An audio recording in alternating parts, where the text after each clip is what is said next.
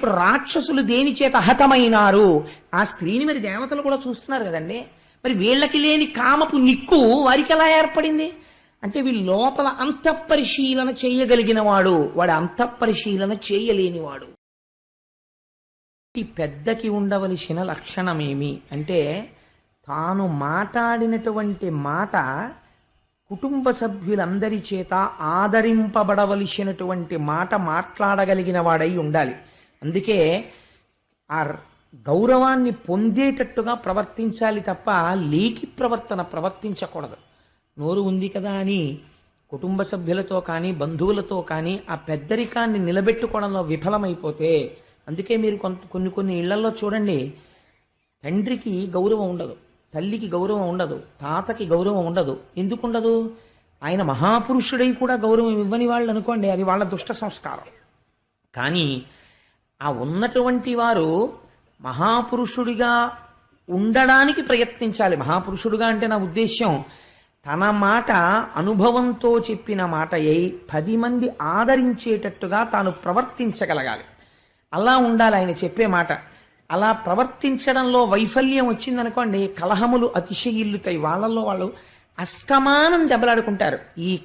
దీనికి ప్రధానమైన కారణం ఎందుకు వస్తుందో తెలుసా అండి? లూజ్ టాక్ అని మనం ఒక మాట అంటాం. ఇది ఎలా ఉంటుందంటే పిల్లల ముందు ఇది మనం మాట్లాడకూడదు అని చాలా ఇళ్లలో ఉండదు. పిల్లల్ని తీసుకొచ్చి ఎదురుగుండా కూర్చోపెట్టుకుని ఆ ఇంటికి వచ్చినటువంటి వాళ్ళతో చాలా చక్కగా మాట్లాడతారు. ఆ ఇంటికి వచ్చిన వాళ్ళు వెళ్ళిపోతారు. వెళ్ళిపోగానే వెనకాతల వాళ్ళకి పేర్లు పద్దులు పెట్టి మాట్లాడతారు వెంటనే. ఇది 10 రోజులు, 20 రోజులు, నెలలు, సంవత్సరాలు పిల్లలు కనిపెడతారు. ఇది ఆఖరికి ఏమవుతుందో తెలుసా అండి? మీరు రేపు పొద్దున్న వాళ్ళ ఇంట్లో ఉండగా మీ పరిస్థితి ఇదే అవుతుంది.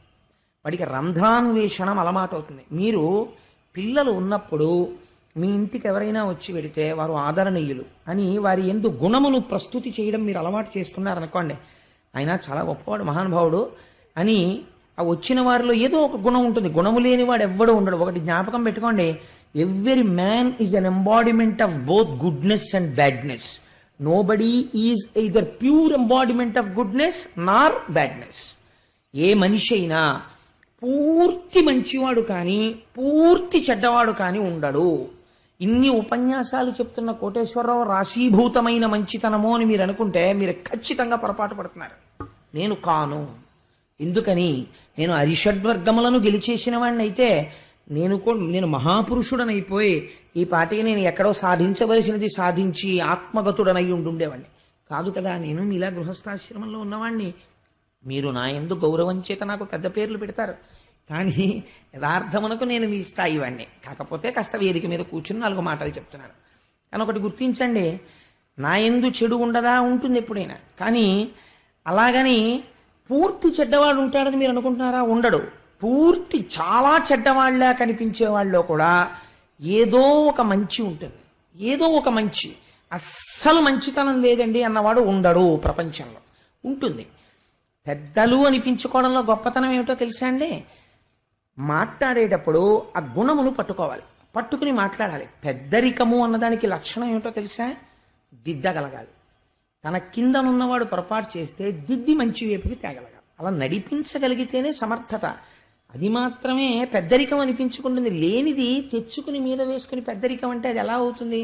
నీకే లేని నడుబడి నువ్వు ఇతరులకు ఎలా చూపిస్తావు? కాబట్టి ఇలాంటి వాతావరణం ఏ ఇంట్లో ప్రబలిపోతుందో ఆ ఇంట్లో కలహములు అతిశయిల్లుతాయి. ఎందుకంటే రంధ్రాన్వేషణం అలవాటు అవుతుంది. ఎప్పుడూ ఒకటి దోషాలను ఒకటి ఎత్తి చూపించుకుంటాడు. ఈ ఎత్తి చూపించుకునే అలవాటు ఏం చేస్తుందంటే దెబ్బలాట్లకి దారితీస్తుంది. ఈ దెబ్బలాటలు ఒక్కొక్కసారి కోపము మెల్లిమెల్లిగా తరుణమై అంటే మంచి ఉత్సాహవంతమైన స్థితిని పొందేసి క్రోధమైపోతుంది.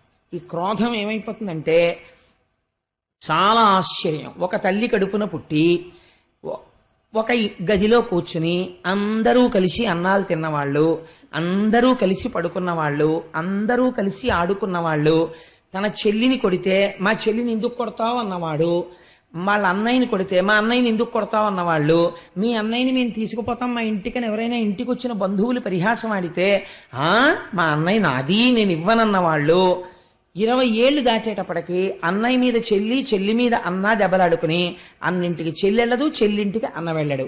అన్నగారు తండ్రికి తద్దినం పెట్టడు, తండ్రి గారు కొడుకుని చూడ్డు.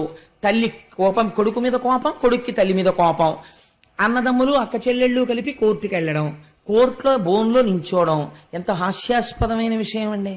ఒక తల్లి కడుపున పుట్టినటువంటి బిడ్డలు ఇలా ప్రవర్తించడానికి కారణమేమి? సంస్కార లోపం ఇంతమంది ఎందు లేదు. పెంపకంలో దోషం వచ్చింది. నీకు చిన్నతనం నుంచి ఇంటిని నడపడం చేత కాలేదు. ఎప్పుడు పిల్లల ముందు మాట్లాడకూడనివి మాట్లాడావు. పిల్లలకి రంధ్రాన్వేషణం అలవాటు చేశావు. ఈ రంధ్రాన్వేషణ బుద్ధి ఏమైపోయింది? అరణ్యమునందు అగ్నిహోత్రం పుడుతుంది 2 చెట్లు రాసుకుని. పుట్టిన అగ్నిహోత్రం ఏం చేస్తుంది? అరణ్యాన్ని తినేస్తుంది. అలా నువ్వు నేర్పిన రంధ్రాన్వేషణ నీ ఇంటిని తినేస్తుంది. నీ ఇంటి పరువు బజారున పడిపోతుంది. రాక్షస బుద్ధి అంటే అదే. కాబట్టి కలహం ఏం చేస్తుంది? అమంగళమునకు దారి తీస్తుంది. పోతన గారు తీర్పు చెప్పారంతే ఒక్క మాటలో. కాబట్టి ఇప్పుడు ఏమైంది? వాళ్ళ దెబ్బలాడుకోవడం మొదలెట్టారు. ఎవరికి అసలు అమృతం రాలేదో వాళ్ళు దెబ్బలాడుకోవాలి. రే చూడరా, అనవసరంగా మనం వచ్చాం, పాము తోకట్టుకున్నాం, మనం చిలికాం, అమృతం వచ్చింది, వాడు ఎత్తుకుపోతున్నాడు. అలా ఎత్తుకుపోవడం ఏంట్రా? మన నాయకుడు ఎక్కడ ఉన్నాడు? ఉత్తప్పుడు నాయకుడు ఏంటి? వెళ్ళొద్దా యుద్ధానికి అనాలి. వీళ్ళు యుద్ధం చేయలేదు. వీళ్ళందరూ కలిసి కూర్చుని శ్రీమన్నారాయణుణ్ణి ప్రార్థన చేస్తున్నారు. స్వామి, నువ్వు మాకు దిక్కు, నువ్వు పెద్దవాడివి మాకు. వాళ్ళు చూసావా అమృత పాత్రను ఎత్తుకుపోయారు, మాకు కూడా అమృతంలో భాగం రావాలి కదా. తండ్రి నువ్వు అనుగ్రహించు, మాకు అమృతం తాగడానికి మేము యోగ్యులమైతే మాకు అమృతం ఇప్పించు అని వాళ్ళు ఈశ్వరుణ్ణి ప్రార్థన చేస్తున్నారు. వీళ్ళేం చేస్తున్నారు?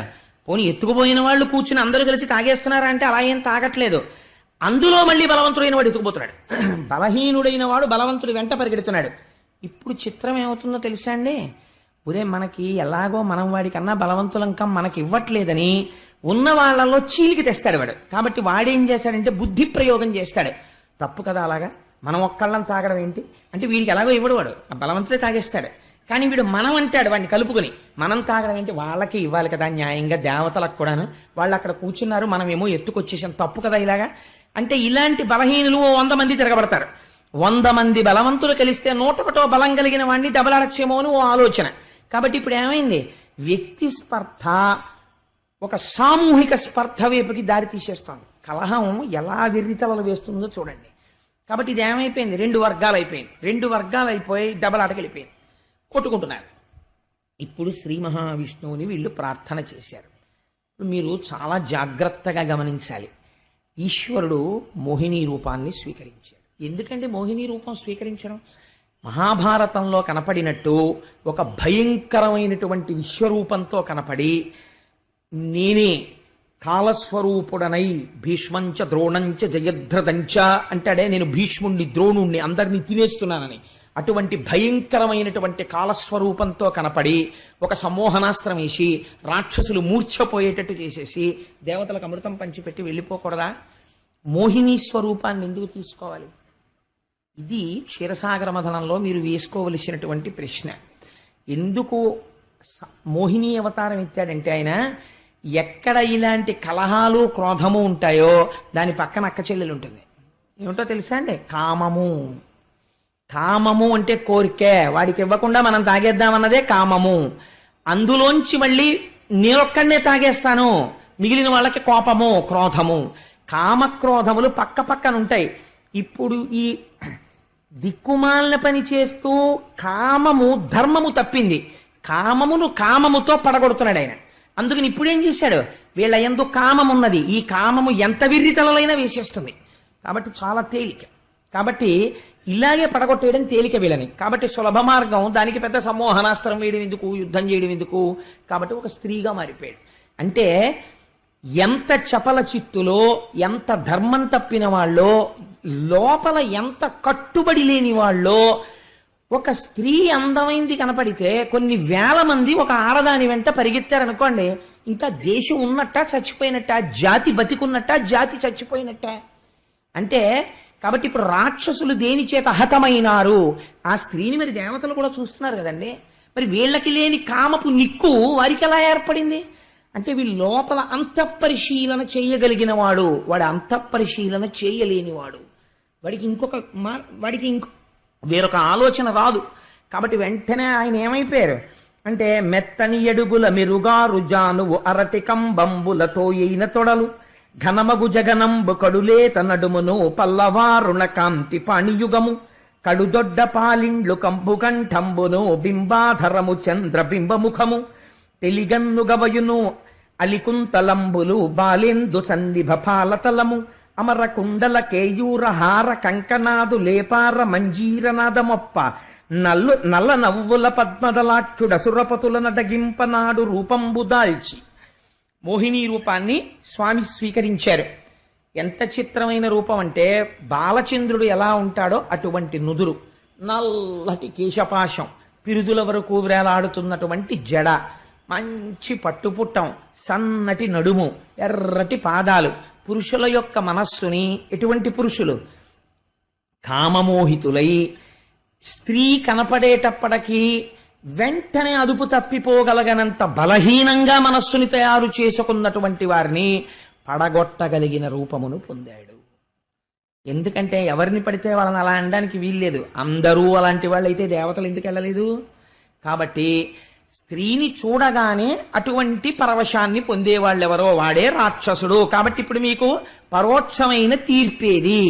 ఒక ట్రైన్లో వెళ్ళిపోతూ ఓ కిటికీ పక్కన సీట్లో ఓ ఆడపిల్ల కనపడితే నేను బీటెక్ చదువుకుంటున్నాను, నేను ఎంబీబీఎస్ చదువుకుంటున్నాను, లేకపోతే నేను ఎంఎస్సి చదువుకుంటున్నాను, లేకపోతే నేను ఒక గవర్నమెంట్ ఆఫీసులో జాబ్ చేస్తున్నాను అని కూడా లేకుండా తన సంస్కారము మరిచిపోయి గుటకలు వేస్తూ ఆడపిల్ల వంక చూసి మురిసిపోయే పిచ్చి వాడు ఎవడున్నాడో వాడే రాక్షసుడు.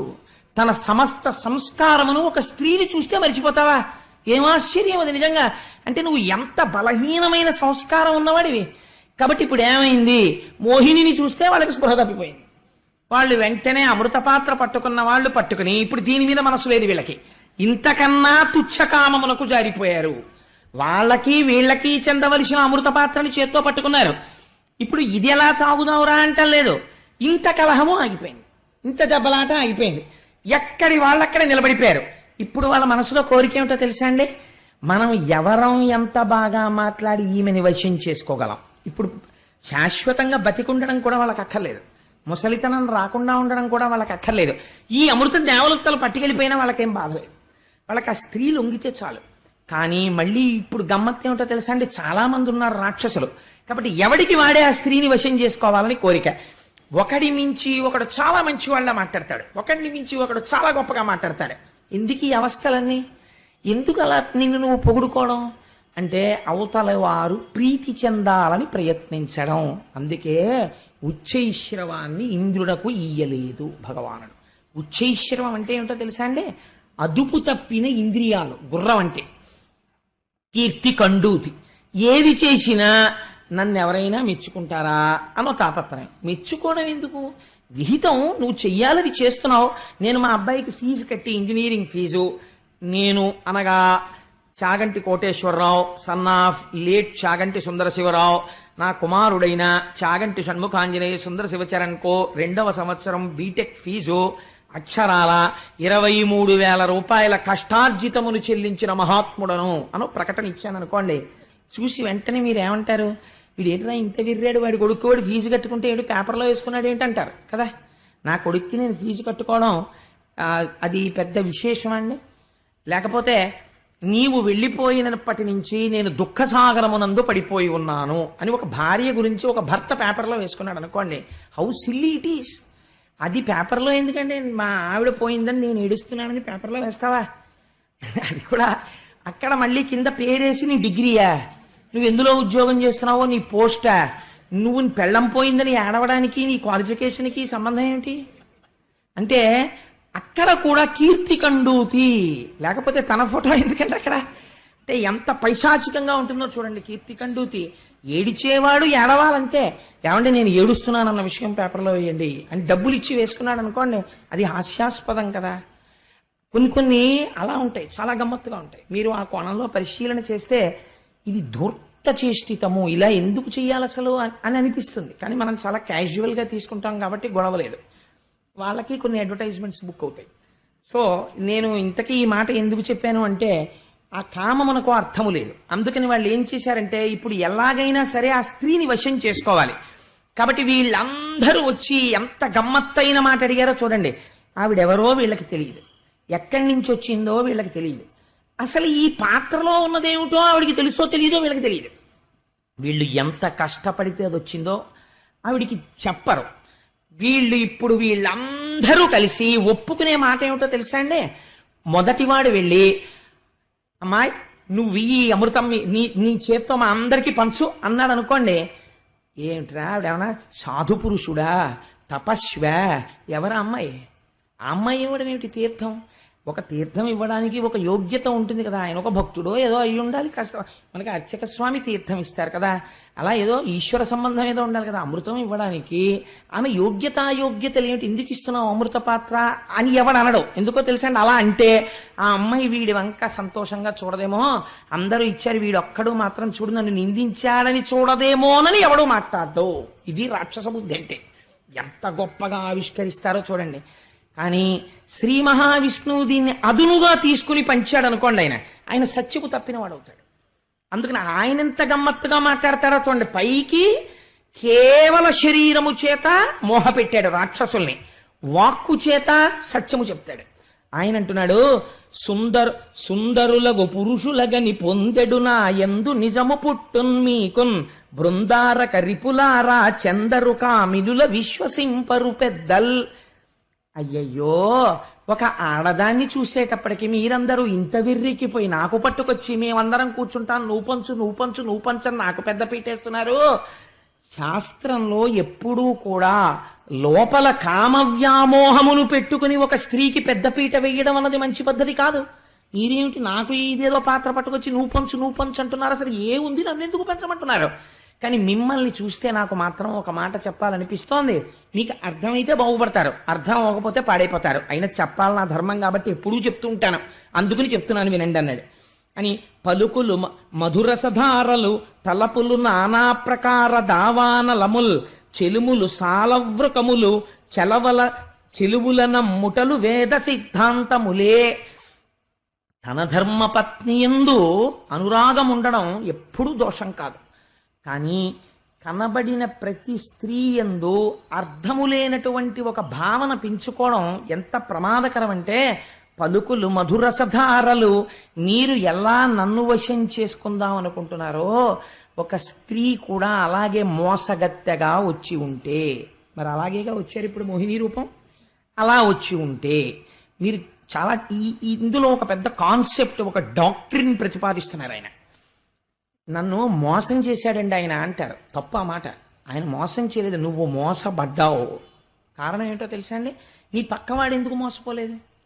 నేను మీకు ఒక ఉదాహరణ చెప్తాను. చిన్నతనంలో నేను ఒకసారి రేషన్ షాపుకి క్యూలో నించున్నాను పంచదార కోసం. నించుంటే నాతో పాటుగా నా స్నేహితులు ఇంకొక 3-4 వచ్చి క్యూలో నించున్నారు. ఏదో రేషన్కి వెళ్దామంటే 4 పిల్లలం కలిసి వెళ్ళేవాళ్ళం సరదాగాను. నించుంటే అందరం చేతిలో 100 రూపాయల కాగితాలు పుచ్చుకున్నాం. పుచ్చుకుంటే ఒక ఆయన వచ్చి అన్నాడు, అదేంటి నీ చేతిలో 100 రూపాయల నోటు అలా ఉంది, కొత్త రకం నోట్లు వచ్చాయా ఏది అన్నాడు. అంటే వాడు అన్నాడు ఆయన చూసి, ఏం కొత్తది కాదు నేను ఇవ్వనన్నాడు. రెండో వాడిని, ఏది బాబు నీది ఇయ్యమ్మా ఒకసారి అన్నాడు. నేను ఇవ్వనన్నాడు. మూడో వాడిని నేను, నా దగ్గరికి వచ్చి అన్నాడు, ఏది బాబు ఒకసారి చూసిస్తానంటే అలాగే పెద్దదో అంత గొప్పగా పట్టుకుంటున్నారు, కొత్త నోటేమో చూద్దాం, కొత్త ప్రింట్ వచ్చిందేమో అని అనుకున్నాను, బాబు నువ్వు ఇయ్యమ్మా ఒకసారి అన్నాడు. నేను 100 రూపాయల కాగితం ఇచ్చాను.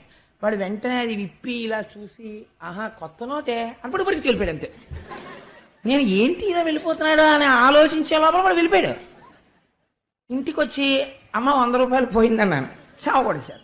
సహజం కదా, ఇంట్లో చిన్నతనంలో కొడతారు, వెంటనే కొట్టాడు.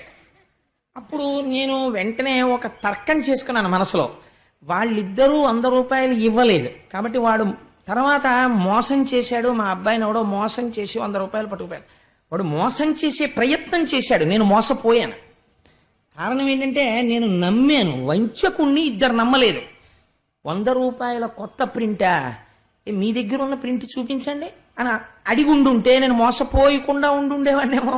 కానీ నేను అలా అనలేదు కదా. కాబట్టి మోసపోగలిగిన బలహీనత నీ దగ్గర ఉంటే మోసపుచ్చగలిగిన వాడు సఫలీకృతుడవుతాడు కదా. అంటే ఇక్కడ నీ యందు దారుఢ్యం లేదు. ఎంత చాకచక్యంగా మాట్లాడుతున్నారో చూడండి. ఇది విష్ణుమాయ అంటే. ఆయన అలా మాట్లాడతారు ఆయన. అందుకని ఆయన అన్నారు, పలుకులు మధుర సధారలు. రేపొద్దున్న క్షీరసాగర మథనంలో శ్రీ మహావిష్ణువు చాలా అందంగా మాట్లాడారు, మమ్మల్ని మోసం చేసేశారు అనద్దు. ఆడదాన్ని, అందగత్తెని నేను మాట్లాడితే ఏది మాట్లాడినా మీకు అందంగానే కనపడుతుంది. తలపులు నానా ప్రకార దావానలముల్. ఇంకొకటి కూడా చెప్తున్నాను, అసలు ఎందుకు వచ్చిందో అని నన్ను అనద్దు రేపొద్దున్న. అసలు రావాలని కాని, నిలబడాలని కాని, మీరింతమంది నన్ను ఇలా చూస్తున్నా నేను మీతో మాట్లాడడానికి తలంపు కాని కలిగిందంటే అది మిమ్మల్ని కార్చిచ్చవచ్చు. గుర్తుపెట్టుకోండి, నా తప్పేం ఉండదు. ఎంత ఆయన నిజంగా మాట్లాడేస్తున్నారో చూడండి. వాళ్ళ తలకెక్కదు. ఎందుకని? వాళ్ళు మోసపోవడానికి సిద్ధపడ్డారు. ఎందుకని? కామమునకు వశులు, బలహీనమైన మనస్సు ఉన్నవాడు కాబట్టి వాడు రాక్షస ప్రవృత్తి ఎందున్నాడు. మొత్తం మోసపోతారు, అందరూ కలిసి పడిపోతారు అంతే. అందరూ కలిసి మోసం చేద్దాం అనుకుని అందరూ కలిసి మోసపోతారు. ఈశ్వరుడు చూసి చూసి నీ బలహీనత చేత నిన్ను కొట్టగలడు. నువ్వు లోకాన్ని మోసం చేద్దాం అనుకుంటే. చెలుములు సాలావృకములు. ఇటువంటి స్త్రీని పైకి చూసి కేవల సౌందర్యమును చూసి, all that glitters is not gold, కేవల సౌందర్యమును చూసి మోహించడం అనేటటువంటి బలహీనమైన ప్రవృత్తి. తోడేలుతో స్నేహము చేయుట. చెలవల నమ్ముటలు వేద సిద్ధాంతములే. అసలు ఏ పరిచయం లేనటువంటి ఒక ఆడదాని దగ్గరికి వెళ్ళి ఆవిడ చెప్పిన మాటలు వెంటనే నమ్మేయడం. అసలు ఇంకా నీ చెప్పింది ఏమీ లేదు, మీరు నమ్మేసి నాకు పెద్దరికం ఇచ్చేసి నా చేతిలో అమృతపాత్ర పెట్టేస్తున్నారే, ఎక్కడి నుంచి వచ్చావని కూడా నన్ను అడగలేదే, నేను ఇది పట్టుకుని అంతర్ధానం అయిపోతాయి, మీ బ్రతుకులు ఏమైపోతాయి, ఇంత కష్టపడ్డారు. ఆవిడ పాఠం చెప్తోంది. నిజంగా రాక్షసులు గ్రహించారనుకోండి ఈ పాఠం విని, అమ్మా నువ్వు యథార్థం మాట్లాడావు తల్లి, మేము ఈ పని చేసి ఉండకుండా ఉండాల్సింది అని ఆవిడ కాళ్ళ మీద పడి వెంటనే వాళ్ళ మనసు మార్చుకున్నారనుకోండి. క్షీరసాగర మథనం కథ వేరొకలా ఉంటుంది. ఈశ్వరుడు యందు దోషమా? చాలా మంది క్షీరసాగర మథనంలో ఏమంటారంటే ఈశ్వరుడు మోసం చేసి రాక్షసులకి పెట్టలేదు. కాదు, వాళ్ళు మోసపోయారు. మరి రాహువుకి ఎందుకు పోశారండి? రాహువు వచ్చి కూర్చుంటే తెలుసు శ్రీ మహావిష్ణువుకి, రాక్షసుడు కూర్చున్నాడని తెలిసి కూడా పోశారు. ఎందుకు పోశారు మీకు చెప్తాను, ధర్మం కాసేపాగి. అందుచేత ఈ మాటలు చెప్పారు. చెప్తే వాళ్ళు అన్నారు, అలా కాదు, ఇందులో ఎవరికి వాళ్ళకి బలహీనత ఏమిటి? పోతన గారు బట్టబయలు చేసి చెప్పారు. ఇందులో ఇప్పుడు ఎవడైనా ఒకడు కొద్దిగా నిజమే, ఆ అమ్మాయి ఎవరయా, ఆ అమ్మాయికి ఇవ్వడం ఏంటి? అమృత పాత్ర బుద్ధి ఉందా లేదా? ఏం మనలో పెద్దవాడు లేడా? వాడికి ఇవ్వండి అన్నాడు అనుకోండి. వాణ్ణి ప్రసన్నంగా చూడదేమో, మిగిలిన వాళ్ళనే ప్రసన్నంగా చూస్తుందేమో, తను దూరం అయిపోతానేమో అని. అబ్బాలే వారే అలా ఎందుకు చేస్తారండి బాబు, మిమ్మల్ని చూస్తే తెలియట్లేదు, మీ అంత మంచివారు లేరంటాడు అని. నువ్వే పంచాలన్నారు. అందుకేగా నేను వచ్చింది కూడా. మోసపోతే నేనేం చేస్తా? సరే ఇవ్వండి అది. పుచ్చుకుని అమృతం కదయా, అలా ఎలా తాగుతారు? స్నానం చేసి చక్కగా ఆచమనం చేసి రాక్షసులందరూ ఇలా కూర్చోండి, దేవతలందరూ ఇలా కూర్చోండి, పోసేస్తానండి. అంటే వీళ్ళు ఏమనుకున్నారంటే అలా ఎందుకు కూర్చోవాలి, తాగేవాడు తినేవాడు కలిసే కూర్చోవచ్చు కదా అని ఎవ్వడూ అడగలేదండి. అది విచిత్రం. అదేమిటంటే, అమ్మా నువ్వు పోయడానికి విడిగా ఎందుకమ్మా కూర్చోవడం? పొడుగు వాళ్ళందరూ క్లాస్లో వెనక్కి కూర్చోండి, పొట్టి వాళ్ళందరూ ముందుకు కూర్చోండి అని ఒక టీచర్ అన్నాడు అనుకోండి. అందులో ఒక శాంక్టిటీ, ఒక పవిత్రత ఉన్నది. ఎందుకని? పొడుగు వాళ్ళు ముందు కూర్చుంటే పొట్టి వాళ్ళకి కనపడదు కనుక. తప్ప అన్నం పెట్టేటప్పుడు, మంచినీళ్లు పోసేటప్పుడు, ఒకరి యొక్క శరీరమును పోషించడానికి అనువైనది పెట్టేటప్పుడు అన్ని పదార్థములు లోపల ఉన్న ఈశ్వరుణ్ణే తృప్తిపరుస్తున్నప్పుడు నువ్వు ఏ కారణం చేత వేరు చేయగలవు? చీమ తింటే లోపల ఈశ్వరుడే తింటున్నాడు, కుక్క తింటే ఈశ్వరుడు తింటున్నాడు. రామకృష్ణ పరమహంసకి ఒక శిష్యుడు ఉండేవాడు. ఆయన ఒకసారి ఒక ఇంటి వాళ్ళు విసిరినటువంటి విస్తరాకులు కుక్కలన్నీ కూర్చుని తింటున్నాయి, ఈయన కూడా మధ్యలో కూర్చుని అందులో ఉన్నది తింటున్నారు. తింటుంటే ఒక శిష్యుడు వచ్చి అన్నాడు, అదేంటండి అలా చేశారు, తప్పు కదా, కుక్కలతో కలిసి తినడమా అన్నాడు. అంటే ఆయన అన్నాడు, నాకు అలా అనిపించలేదు, నాకు బ్రహ్మముతో కలిసి బ్రహ్మమును తినుచున్నది అన్నాడు. ఎంత గొప్ప మాట చూడండి. తింటున్నది బ్రహ్మం. అహం వైశ్వానరో భూత్వా ప్రాణినాం దేహమాశ్రిత. ఈ లోపల అగ్నిహోత్రం ఉండి అది తింటోంది. ఆకలి వేసిన కుక్క తింటున్నప్పుడు లోపల వైశ్వానరుడు తింటున్నాడు. ఆకలి వేసిన పిల్లి తాగుతున్నప్పుడు వైశ్వానరుడు తాగుతున్నాడు. ఒక పిల్లి ఆకలితో మ్యావ్ మ్యావ్ మ్యావ్ అన్నాలు వెళ్ళి తిరిగి మీ ఇంటికి వచ్చి అక్కడ ఉన్న చిన్న గిన్నెలో పాలు పిల్లి తాగుతోంది అనుకోండి, నేనంటాను ఈశ్వరుడు యజ్ఞభాగమును స్వీకరించాడు. ఆ రోజు మీరు యజ్ఞము చేసి సోమయాజి అయ్యారు. మీరు ఆ రోజున నా పేరు కోటేశ్వర సోమయాజి అని నేను చెప్పుకోవచ్చు. ఎందుకంటే ఈశ్వరుడు వచ్చి తాగాడు. నేను అలా చూడగలిగితే, నాకు పిల్లే కనపడింది అనుకోండి, దాన్ని ఒక్క దెబ్బ కొట్టాను అనుకోండి, ఏడుస్తూ వెళ్ళిపోతుంది. కానీ అజ్ఞానం ఉన్నటువంటి పిల్లిలో కూడా ఆకలిగా ఉండి పాలు తాగుతున్నవాడెవరు? ఈశ్వరుడే. అందుకని సర్వత్ర సమదర్శయ, అంతటా సమదర్శనం చేస్తాడు పండితుడు. భేదం చూస్తాడు అజ్ఞాని. కాబట్టి ఇప్పుడు ఏమవుతోంది, కూర్చునేటప్పుడు రాక్షసులు ఇటు కూర్చోండి, దేవతలు ఇటు కూర్చోండి. నా పలుకులు మోసపుచ్చేవిగా ఉంటాయి, నా తలపులు దావానలంగా ఉంటాయి, జాగ్రత్త అని చెప్పారు ఆయన. విన్నారా? వీళ్ళు అడిగిన వాడు లేడు. రాక్షసులందరూ ఇటు కూర్చున్నారు, దేవతలందరూ ఇటు కూర్చున్నారు. ఆవిడ ఏం చేసిందో తెలుసా అండి? నేను సభాముఖంగా ఈ మాట చెప్పకపోతే క్షీరసాగర మథనాన్ని నేను పూర్తిగా చెప్పిన వాడను కాను. అందుకని నేను చెప్తున్నాను. కానీ చెప్పేటప్పుడు నా మనస్సు పరమ పవిత్రమైనటువంటి స్థానంతో, స్థితితో చెప్తోంది. అది మీరు గమనించండి. దేవతలు ఇటు, రాక్షసులు ఇటు కూర్చున్నారనుకోండి, ఒకరికొకరు అభిముఖంగా ఉంటారు కదా. ఉన్నప్పుడు వీళ్ళు స్నానం చేసి వచ్చారు, వీళ్ళు స్నానం చేసి వచ్చారు, వీళ్ళు ఆచమనం చేశారు, వీళ్ళు ఆచమనం చేశారు, కూర్చున్నారు. నేనే మోహిని అనుకోండి, కాసేపు నేను దేవతల వైపుకి తిరిగి పోస్తున్నాను అనుకోండి, నా శరీరము వెనక భాగం పృష్ఠభాగం కదా రాక్షసులకు కనపడుతుంది. ఇటువైపు ఇద్దరికి పోసి ఆవిడ ఏం చేశారో తెలుసా అండి? ఇటు తిరిగి, నేను ఇంకంతకన్నా వాక్కు వాడలేని, మీరు భాగవతం చదువుకోండి, శరీరములో ఉన్నటువంటి అవయవములు కొంచెము ప్రకటముగా కనపడేటట్టు రాక్షసుల వైపు నిలబడేది. వాళ్ళు దానికి చాలా తృప్తి పడిపోయేవారు. ఆవిడ పమిట సర్దుకుని ఇటు తిరిగి వీళ్ళకి అమృతం పోసేది, మళ్ళీ అటు తిరిగేది. వీళ్లలో ఎవ్వడూ ఎందుకు మాట్లాడలేదంటే వీళ్ళకి అమృతం మీద దృష్టి లేదు, ఆవిడ అంగాంగముల యందు దృష్టి ఉంది. ఇదే పతనానికి కారణం. పురుషుడు ఎందుకు పతనం అవుతాడు అంటే అమృతాన్ని పోగొట్టుకుంటున్నాడు, తన మరణమును తాను కొని తెచ్చుకుంటున్నాడు. ఆవిడ చేసిన ఒకే ఒక పని ఇదే. వాడికున్న కామ బలహీనత చేత మొత్తము జాతిని గెలిచినది. అప్పటికీ ఇప్పటికీ అంతే.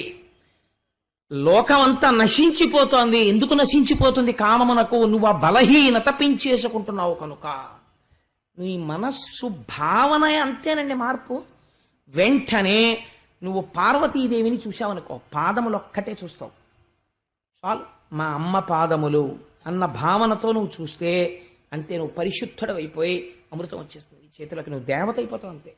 ఈ భావన యందు తేడా. దేవతలకి ఇది అక్కర్లేదు. ఈ బాహ్యమైన శరీరమునందు వారికి కోరిక లేదు, వారికి అమృతపానము చెయ్యాలని కోరిక. వాళ్ళ వైపు పవిత్రంగా కనపడుతుంది, వీళ్ల వైపు మోహజనకముగా కనపడుతుంది. ఇలా పోసుకుంటూ వెళ్ళిపోతోంది. ఎవడికి వాడికే ఓ కోరికుంది. ఉదయం ఇలా పోసుకుంటూ వెళ్ళిపోతోంది, నిన్ను రూపులు ఇచ్చేటప్పుడు చూడండి గోపాలకృష్ణ కనీసం వెనక వైపు కూడా ఇవ్వండి అన్నారు. ముందు వాళ్ళకి అందిపోతాయేమో అని. అంటే నిర్వహించేవాడి తాపత్రయం అలా ఉంటుంది, అందరికీ అందాలని. అందుకని ఆ మాట ఆయన అనగలిగారు. అంటే ఆయన యందు అందరికీ అందాలన్న పూజ్య భావన ఉన్నది, ఆయన దేవత అయి నిలబడ్డాడు కాబట్టి. కానీ కామన పెరిగిపోయింది అనుకోండి, ఒరే అటువైపే పోస్తోంది కానీ ఇటువైపు ఒకడికి పోయట్లేదు, ఈ దేవతల చివరి వరకు వెళ్ళిపోయిన తర్వాత లొల్లి అని తిప్పేస్తే ఏం చేస్తాం అని కడుపులో ఉంది. కానీ ఈ మాట అంటే నా వంక ప్రసన్నంగా చూడదేమో అని భయం ఎవడికి వాడికి. అందుకని వాడు మాట్లాడడు. ఇదే చెప్పారు పోతన గారు. కాబట్టి ఏం చేశారు? వీళ్ళు అడగరు. ఆవిడ దేవతలకి పోసుకుంటూ వెళ్ళిపోతుంది. వెళ్ళిపోతుంటే రాహు అన్నవాడు ఒక్కడు చూశాడు, రాక్షసుడు. చూసి ఈవిడ మనల్ని మోసం చేస్తోంది, కాబట్టి మనం ఏం చెయ్యాలి? దేవతల్లోకి వెళ్ళి కూర్చోడమే.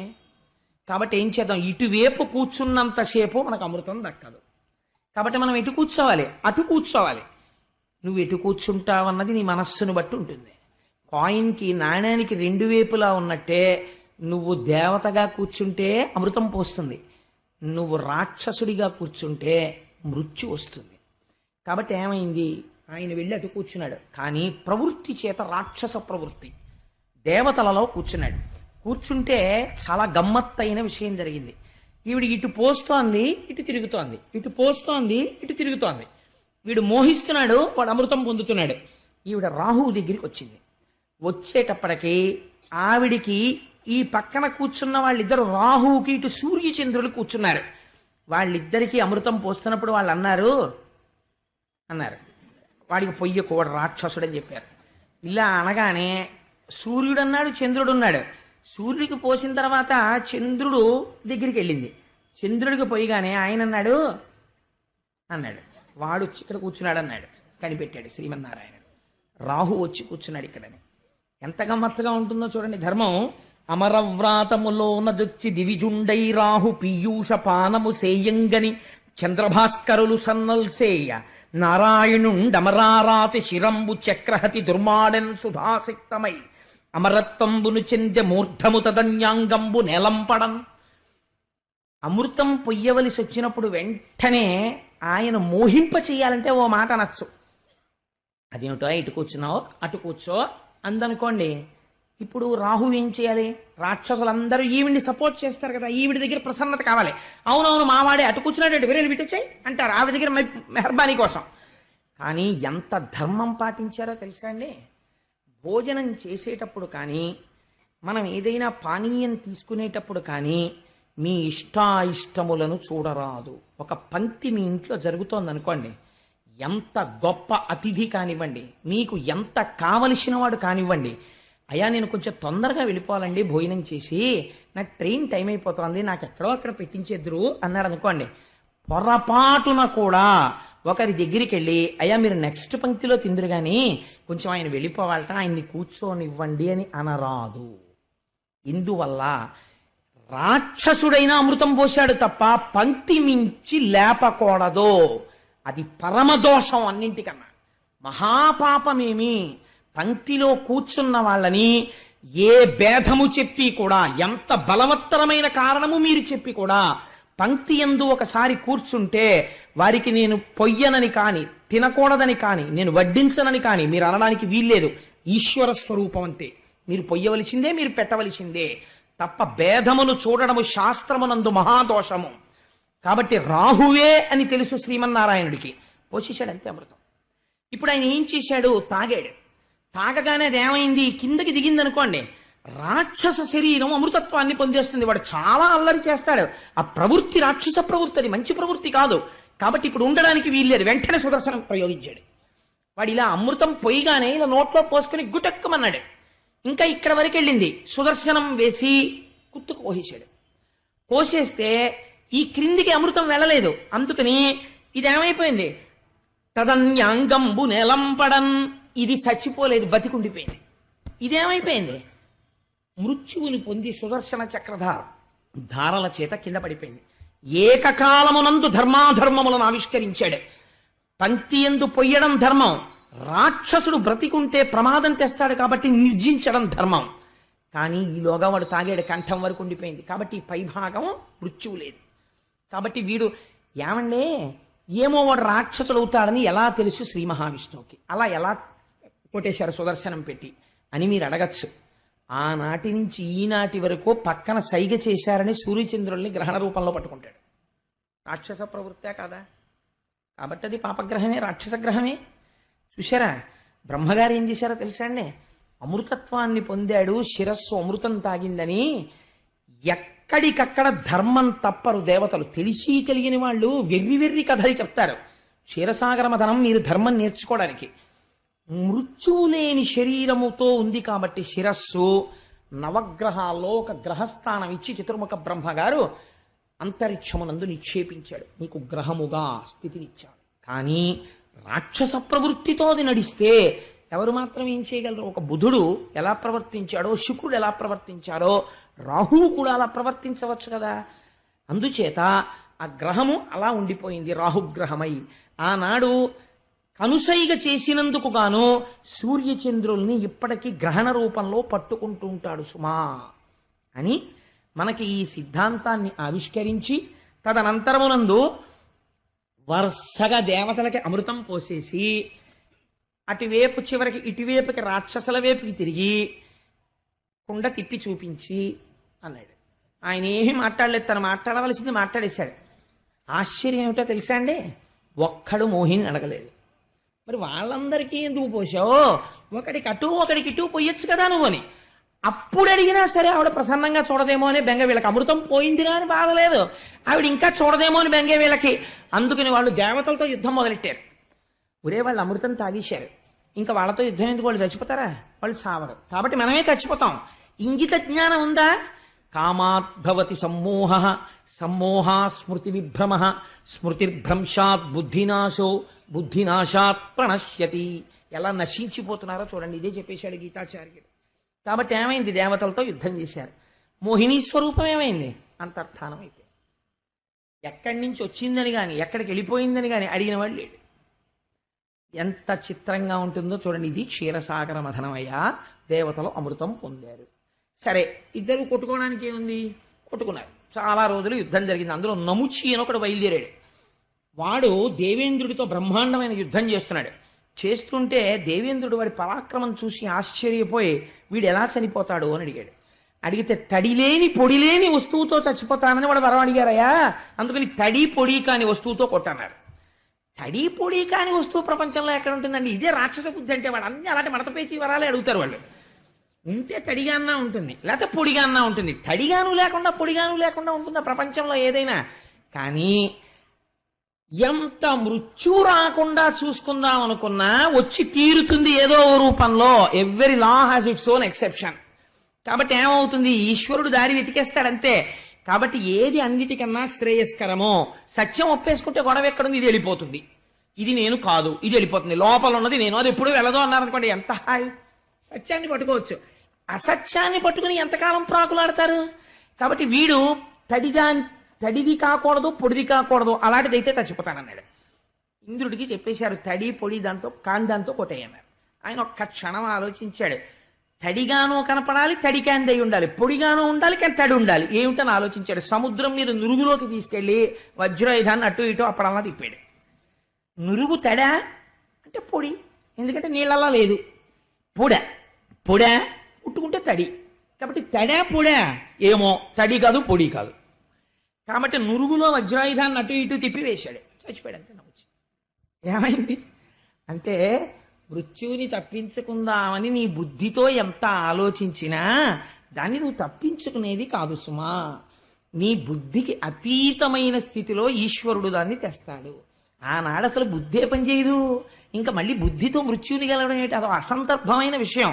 ఈ మాట ఈశ్వరుడు గురించి తపస్సు చేసి, ఈశ్వర నీ ఎందు చెక్కు చెదరనటువంటి భక్తిని కటాక్షించు అన్నారనుకోండి, ఆయన ధ్రువపదాన్ని ఇచ్చేస్తాడు. ఇది ఈ మాట అండ వచ్చిన గొడవ. రాక్షసుల గురించి మీరు అనకండి, నేను అంటాను. ఒక మాట అంట, మీరు నిజాయితీగా ఒక ప్రశ్న వేసుకోండి. మనం సాధారణంగా ఓ మాట చెప్తుంటాం, ఎందుకండి అలా ఉన్నారు అన్నారు అనుకోండి, నా కాలు బాగోలేదండి, అందుకే నా కాళ్ళు తెల్లగా లేవు, నా పాదాలు తెల్లగా లేవండి, మట్టి పట్టేసింది పాదయాత్ర వల్ల, అందుకే దిగులుగా ఉన్నాను అని ఎవరైనా అండం మీరు విన్నారా? అండవు. లేకపోతే నేను తెల్లగా లేనండి అందుకే నాకు కొంచెం దిగులు అనో, లేకపోతే నేను పొట్టిగా ఉంటే ఎంత బాగున్నావు, ఎవరికి కనపడకుండా ఉంది, ఎక్కడ నిలబడ్డా తెలిసిపోతున్నానండి అని ఏడిచే అలా దిగులుగా ఉండేవాడో ఉంటాడో ఉండడో. మీరు ఏ కారణానికి నీకు ఎందుకు దిగులు అని అడగండి, వాడు ఎవడైనా ఒకటే చెప్తాడు. ఏమని చెప్తాడంటే, నా మనసు బాగోలేదండి అంటే.